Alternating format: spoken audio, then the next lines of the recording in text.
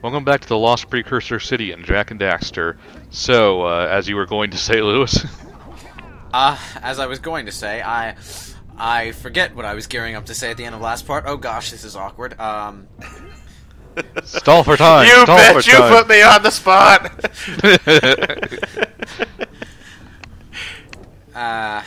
What's the glowy stuff in the water? Does it hurt? Electricity. Why Yeah. is electricity randomly flowing through the water? Yeah. It's a lost city. That was a thing. It's a lost city that somehow still has power. I'm not exactly sure why. Maybe they just forgot to put in the eels that they took from sewer later in Crash 2.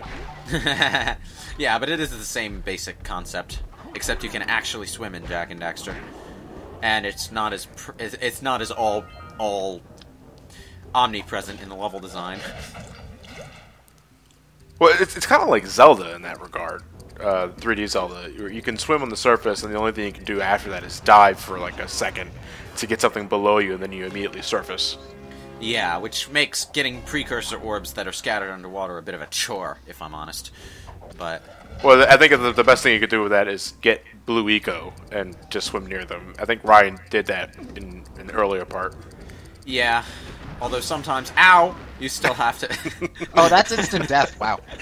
No, I was No. only at one hit. No, he only had one hit left, so. And yeah, that was an instant like the one I was talking about where Daxter doesn't have time to do the dialogue thing, and you just sort of pop back. Okay. Sliding. I like Daxter. I like how Jack slides down these things, though. Everyone else slides on their butt. Even Sonic slides on his butt. Jack just surfs his way down. Hey, SpongeBob rides his tongue. Yeah. Yeah, would you rather have the blisters on your feet or your ass? I don't know. He's wearing That's an actual shoes, question. So, that probably helps. No. Jack is sort of going bare. He has yeah. sandals. Is it sandal? camera. I thought it was just sports tape. He has. Well, wait, I can't really see, and the video's too blurry. Ah, God. Jack, I can't stop tell moving. Right. I'll look up concept art. Oh, he has these weird sort of samurai socks that sort of leave his toes exposed. That's strange. I've never noticed that before. His feet are going to be killing him by the time this game's over. Yeah, he's got. Yeah, that's exactly what he. Oh man, you can just see how dark and edgy he gets. In the I pulled up a picture of him in Jak 1, then Jak 2, and Jak 3. Like in the first game, he's wearing blue, and like in the second game, he grew a goatee and got angrier, and then the third game, he's got like armor on, and it's just like, man. You know what's funny? The first unlockable cheat code you always get in Jak 2 and 3 is the ability. Is remove the goatee. Yeah, the ability to turn off the goatee. But my gosh, he looks weird without one. There's also Big Head mode. So if you want to completely shit on the atmosphere of the game, you have that. Now here's a question: how does the camera in this game work? Because a little bit ago, Right analog stick. Okay, is it mostly cooperative? Because I saw a point where it was Yeah. kind of like getting caught on something. It's mostly cooperative, yeah. Okay, like no game's camera's perfect, but I was just wondering. The only thing I wish you were a little more lenient on is when you're tilting the camera up or down. It's really it's strict on that one. Not so much left to right movement. That's okay. Unfortunately, Ryan did something slightly out of optimal order. Yes, I go back down and finish the rest of it. Yeah, I have no idea how you're supposed to know this before it happens, but when you hit this button, you sort of trigger this escape pod that floats you out of the level, and you have to pick up the power cell from the top of it, which is kind of fucking roundabout. Don't! This is the only case of a power cell that boots you out of the level before you can get it. Don't. Oh, what were you saying about that, Lewis? Oh, you don't have to get booted out of the level to get a power cell. No. The power cell itself doesn't boot you out of the level when you pick it up. It takes the power cell. The process of getting the power cell boots you out of the level. Yeah, it takes the power cell with you, and it's really dickishly placed because if you go further down that same path, you come to a section that you have to go through to get a power cell, which loops you back around to this. So back down we go. I actually never knew that you could do that. Okay. Did you go around the... Oh, you took the long way, did you? Yeah, I did. I just sort of assumed that that was a one-way trip because the objective of that mission was to get a piece of the lower city and take it to the surface. You probably wouldn't know that the way Ryan is playing, but you can talk to Samos and Kira at whatever hut they're hanging out in at any given time, and they'll give you, and they'll have like requests for you that are your reason for doing all this crazy shit during the levels. Well, not all of it, but some of it, you know. And this is one of Kira's requests.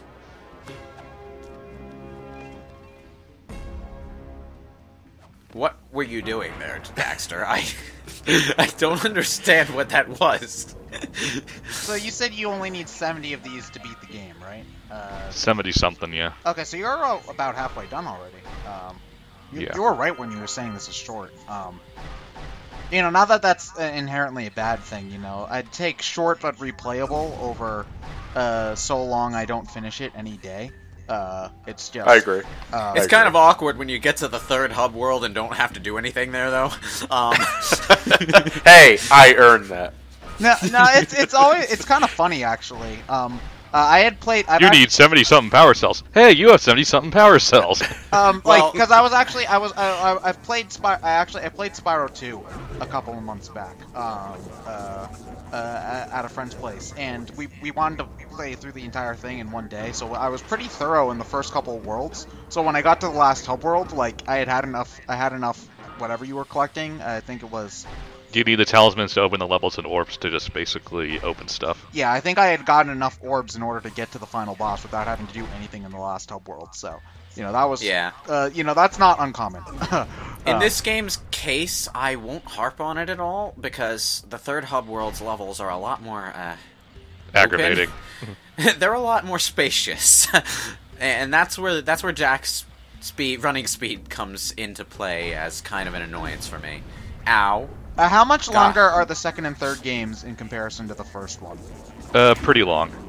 Pretty long, but partly as a matter of transit from level to level, because, like I say, Jak 2's hub world is kind of really overbig. Jak 3 is better in this respect, in the sense that its levels are arranged, so that when you finish one, the next one you have to do in order is really close by.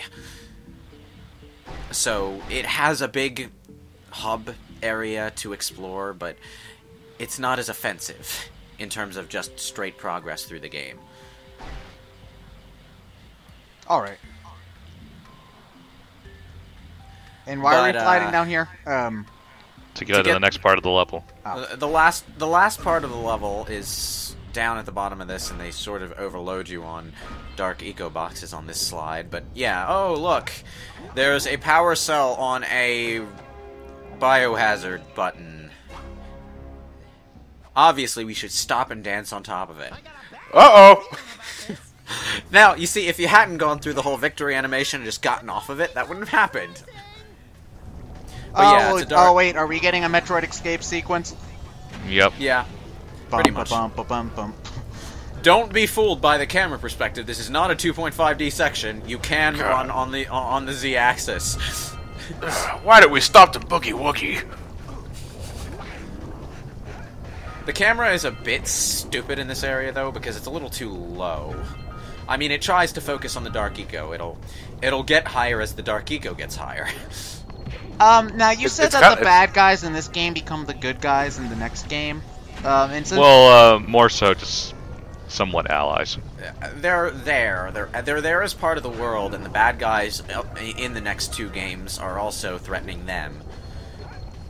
Also, lurkers are just kind of stupid. It's like, they're not bad guys here because they're bad guys, they're just sort of tribal, you know? And Gol and Maya, the bad guys, who we're not going to see until the next hub world, really, are, like, just manipulating them. Using them as minions the same way every bad guy in every Dungeons & Dragons thing ever uses the orcs. Now we can boogie woogie. So if you miss a precursor orb down there, can you go back and pick them up, or... Yeah, just slide back down. Yeah, you can reset that section. Now I have a question. Does this game have anything like Banjo, where if you pause the screen, you know how much stuff is left in each level? Yep. Yeah. Okay. Yeah. Okay. You can also go through all the areas from the menu screen and see what levels you need to revisit to get stuff. Okay. Okay. Thank you. That's kind of mandatory for a game like this. Is like, oh, I've got 84 out of 90 things. Where am I missing them? Oh, I'm missing 2 in this level, 1 in this level. You know, having to find them in the level isn't an issue for me as long as I have like a place to search. If it's just like, oh, I'm missing 6 things and they could be anywhere, like that's when I get annoyed. If you're like me, though, the only thing you really missed was a few precursor orbs in the snow level, where they're actually buried in snow. I think I wind up skipping the snow level entirely. Oh, thank God! I hate that level. No! Oh! Stop doing that, Ryan! Big Bertha! Also, they purposely stop you from being able to swim over to that section because you actually need to pay someone off to rebuild No, I can. the bridge. No, I can make it over. Can you? Wow. Yeah. I never knew that was possible. Oh, hi! It's the guy in the barrel I referenced a few parts ago. Are we actually going to do this? Yeah. Okay, so we weren't really done with the driving level when he said we were done with the driving level. I like how he's holding the barrel up with his suspenders, though. That'd be really uncomfortable. Barrels are heavy, man. They're Like, also more expensive than pants. that'd probably be death on your shoulders. Dude, just visit a Goodwill store or something, dude. Oh wait, Seriously. so you had already won that race, so he's just like, hey, I Also- need you to help me No. with this thing. Here. No, you gave him 90 power cells, but if he had a power cell, why didn't he just sell it for pants? 90 precursor orbs. He's bullshitting. He just wants to take the precursor orbs and gamble them. He's not gonna buy pants. You see, this is why gambling addicts need help. don't a lend hotline them for money. that. They'll just gamble it away. Take the 90 power cells, pay a psychologist, Precursor orbs! and then lock him in a room with said psychologist. How many stupid dances does Daxter have? A lot. Yeah. A lot. Enough that it never gets old in a single playthrough. It's like, you'll see repeats by the end of the game, but he has a lot. Well, I think we've already seen the rock and roll one like 6 times. Yeah. So it's random, though. I'm pretty sure it's random. It's a little bit more varied than having the same sort of shine get animation every time. And it's short Yeah. too, which is helpful. It's not like you have to wait 10 seconds for it to go wahoo and then fade out. Oh, good news, Ryan. The 3DS just arrived, and my brother interrupted me mid-commentary to give it to me. Hooray! Now you can do a system transfer. You people were whining way too much. I did not have nearly that much trouble trying to take the back off. No, I was trying to do it wirelessly, and even though it said it was transferring, it didn't transfer my game. So. Well, no, I'm not talking about that. I'm talking about the people bitching about how hard it was to take the back off. You guys just aren't doing it right. You're not like unscrewing it enough or something. Because I had no trouble with that at all. It's a good thing this timely tangent arrived in the mail, otherwise we would have nothing to talk about right now. I'm surprised that John isn't trying to contest my thing, because he ripped his thumb apart trying to open his. Well, more like I ripped the underskin off of my thumb doing it. Well, the thing is that I didn't have a Phillips size 0 screwdriver. I thought I screwed did. up the first time. So what did you do instead? Did you? I just cut to when I won. Yeah, he just cut to the end of the track. Oh, no, I was asking John what he did to open his 3DS back instead. See, this is what happens when we try to have 2 conversations at the same time. Well, you see, it works in real life, because then I would just face John and you would just face Ryan, or Ryan would just face Lewis, whatever, and then we could talk. But over the internet, there's no physical space to do things. Don't you mean it works in forum roleplay? Sure. There's an inherent problem with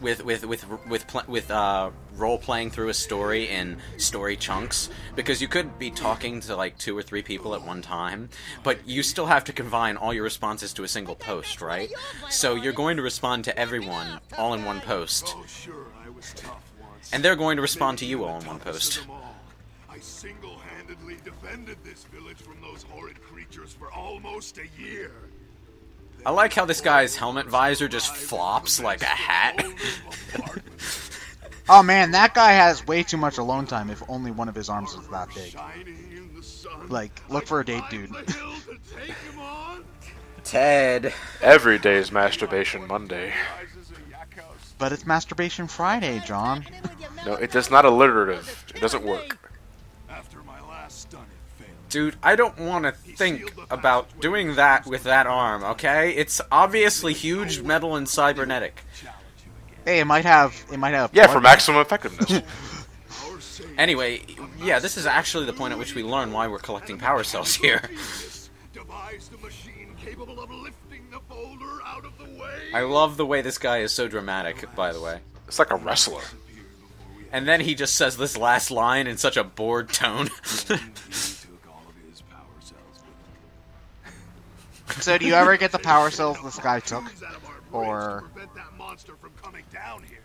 No, it's just... They're just saying that when the blue sage vanished, all of the power cells he was planning to use went with him. Do you still collect power cells in the other games, or do you have different MacGuffins in the... There are no MacGuffins in the other games. No, actually, Jak 2 and 3 changed up the collectible system really, like, completely. There are no power cells, and precursor orbs are extremely rare, and you only collect them for the sake of unlocking cheats. So, like, after you get your first 10 precursor orbs, you can remove the goatee. And then there are, like, infinite ammo cheats and stuff that you get when you've collected, like, way high numbers of precursor You also have orbs. to beat the game first to get the unlimited stuff. Yeah. I was just about to ask that. Yeah, it's all just fooling around with stuff, and I think there's other stuff, like maybe some artwork and whatnot that you unlock. Yeah, because I know in Jak 3 I did enough to unlock unlimited ammo, unlimited health, unlimited light jack, unlimited dark jack, so I was a ungodly beast. Yeah, I don't exactly remember what they were, but I remember Jak 3 had some really amusing extra shit, too. Yeah.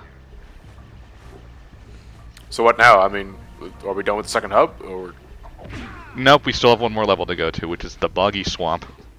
Boggy Swamp is a less boring level than you would think it is. Well, swamp levels don't have the best reputation. Like, they're not as, like, inspiring as, like, the sewer level, but, you know, they're still not, like, my favorite or anything.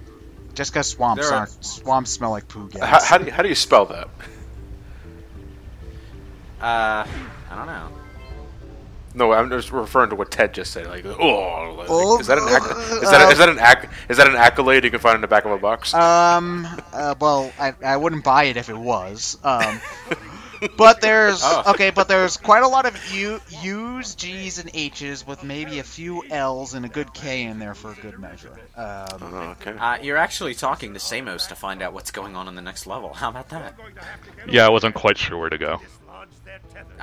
Okay, why is Bowser's airship up there? That's a lurker airship. It's basically a big balloon, in fact. And it's trying to drag a part of a precursor robot out of the swamp, which is foreshadowing to what the final boss actually is. Is it a precursor robot? Yeah, it's Skull and Mai inside a precursor robot. Woo. Yeah, they make this big deal about how powerful Dark Ego made them, and then they fight you inside a giant robot. Okay, thanks.